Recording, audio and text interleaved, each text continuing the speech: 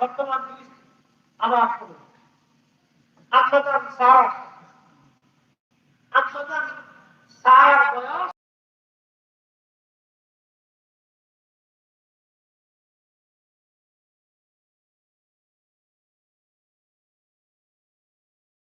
এগারো ফেরেশতা ছিল ইব্রাহিম আলাইহিস সালামের বাড়ি আল্লাহর খলিলের একটা আদত ছিল মেহমানদের কাছে এটা আমরা মুসলমান ভুলে গেছি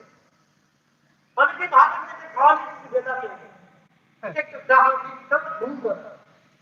আল্লাহর খলিলের আদত অভ্যাস ছিল মেহমানদের তিনি খাবার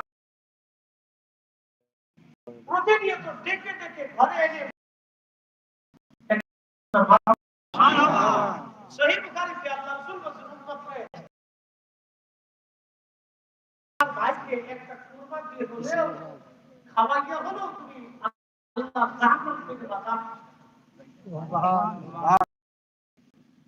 প্রেম ও মুসলমান আল্লাহর খলিল বসে আছেন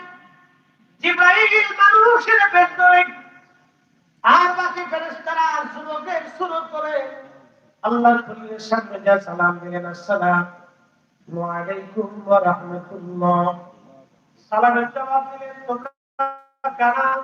বলে আমরা আল্লাহর মেহমান আপনার কাছে আসছি হে খোদার খলিল আল্লাহর খলিল তাদেরকে বসতে দিলেন বসতে দিয়ে ভিতরে যায় হযরত আম্মা জান সারাকে ডাকতে বলেন সারা রে আমার বাড়ি আল্লাহর পক্ষ থেকে মেহমান আসছে দ্রুত